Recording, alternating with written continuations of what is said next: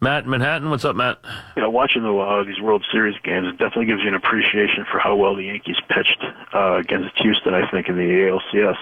Yankees have a very talented bullpen. They also have a superb scouting staff. They do a very good job of going after hitters' weaknesses. Very good job. Do you think that they are going to make a play for Jake Arrieta as a free agent or make a bid for the Japanese pitcher?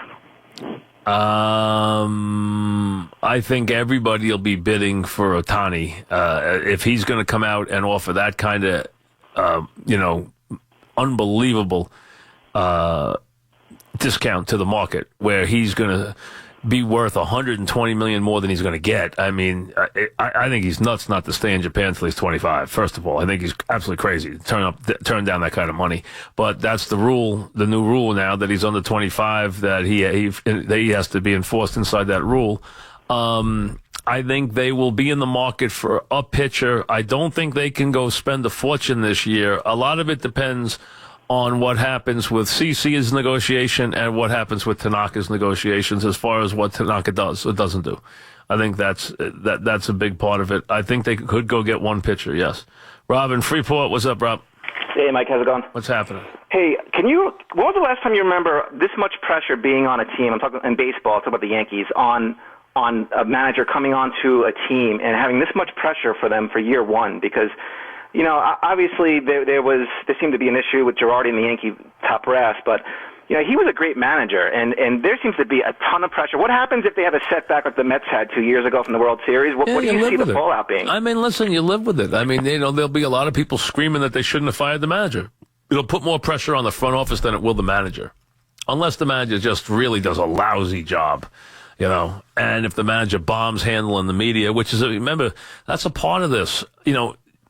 I would suggest usually that a guy, like I give you an example. I would never say Notre Dame should be your first big coaching job. As you come up the ladder, you should be at a big place before you go to Notre Dame, because Notre Dame is different than anywhere else. And you need to have some experience as you go there. Same thing with the Yankees. To go there, now, if you're a 50-year-old player, if they go and sign Jay Bell as their manager, Jay Bell's been around the block. Okay, he's played in the World Series. He's been around. That's different. He can handle it. All right. Now, if his temperament is that he's intense, and I don't know if he is or he's not, or he's got a thin skin, well, then he might not be able to handle it, because you need to be able to deal with losing streaks, the fans, the media. That's something that takes a little to get the handling in New York. So, to have no experience with that that's not easy. It could be tough. Vin in Staten Island, what's up, Vin? Hey, Mike, how you doing? Good, what's up? I had a comment and a question about the Knicks. Yes. First of all, I'm really happy at the way Porzingis has turned out. I know it's early this year, but I thought this year would be the biggest for him, obviously. And he's proven that maybe he can be that franchise player that we all hope for. I've told you all along on this show that I had no limits for Porzingis. I thought Porzingis, and people thought I was crazy when I was saying Porzingis would absolutely average over 25 points a game. I had people tell me I was nuts. I think Porzingis can average 30 points a game, because I think he is that hard a matchup for people. And as long as he stays healthy, and just make sure he gets to the foul line, and that should be part of every game. Getting the ball in places where he gets fouled. The way he shoots free throws, I think he can be 28, 29, and 12, 30 and 12. He can be that kind of player in the league. Well, I hope for our sake you're right. And I just had one question. Well, he's been over 30 every game this year except one. So, that's very when you see a guy be over 30, 4 of his first 5 games, that's a lot. The way he's looking right now, do you think he could maybe attract a free agent this offseason, like maybe a Klay Thompson? See, there's a lot of things that go into that, and they're going to look as much towards the leadership and the structure of the franchise. I think Porzingis can, but I wonder if the franchise can right now. I think they can't be chased off. The Knicks have to get to a point where the organization is not considered a negative, that the culture is not considered a negative, and hopefully they can get there. If they can get there, then there's no reason they can't bring it. And I would love the player you just mentioned here. I mean, first of all, I think he's vastly underrated. I think they haven't even. I don't think you've seen the tip of the iceberg with him as a player. I think he. I think he can be. I think he can be an unbelievable two-way player in this league. First of all, he takes every hard defender. Secondly, he gives up his ego and gives up his shot all the time. The guy could be a superstar player. I don't think there's any question about it. I would love to see him on any team. Totally agree with you. Adam in Staten Island. What's up, Adam? Hey, what's up, Mike?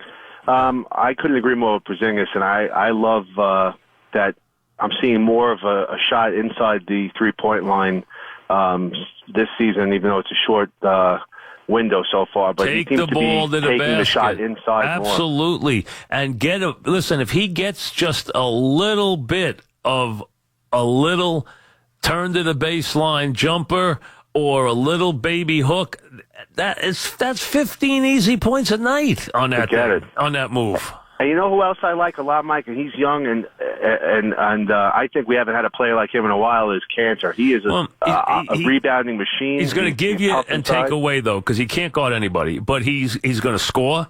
He's going to get rebounds. He's going to get offensive rebounds. No question. And when you get offensive rebounds, what happens? You get fouled.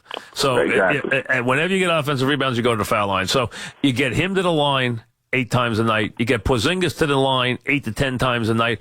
That's how you win. You got to get to the line in this league. You've got to get to the line. And what I'm seeing too, Mike, is a lot more running up and down the court that we didn't see when Melo was on the team. I just feel like this team could be a quick transition team. I mean, with Hardaway and all the guys are young. Jack had 2 points last night, but played really well. Very well. Yeah, and that's the difference. Sometimes you look and say, wait, the guy had 2 points. The guy had 2 points, played 30 minutes, but he did a nice job at the point. He really did. He did a very nice job. What's your opinion of the rookie so far, the point guard? I haven't seen enough of him yet. I need to see more. I don't want to make a comment yet. I mean, clearly he's got some physical ability. I don't think there's any question. I need to see more of him, though. I haven't seen enough of his game yet. He hasn't had enough minutes. I haven't seen him enough. I got to see some more. I need a little more time on him before I give you a real declaration on what he can do and can't do. I haven't seen enough of him on the floor yet.